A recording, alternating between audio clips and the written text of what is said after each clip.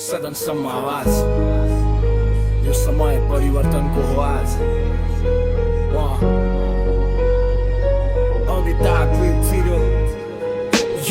थाकिसकेको देश जनता निराश झुटको राज सत्य थियो उपवास अब कलम होइन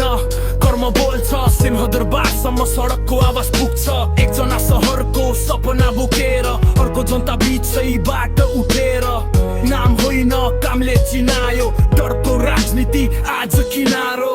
अहिले बालेन र रविको नयाँ युगको सुरुवात पुरानो खेल बन्द भयो अब चल्दैन घुस र बात अहिले बालेन र रविको सत्यको कडा प्रहार युवाको हातमा भविष्य यो देश अब तयार सिस्टम हल्लियो माफिया डरायो जनताको आवाजले सिंहासन जलायो पोस्टर होइन व्यक्ति देखिन्छ काम नगर्ने नाम आज हराइन्छ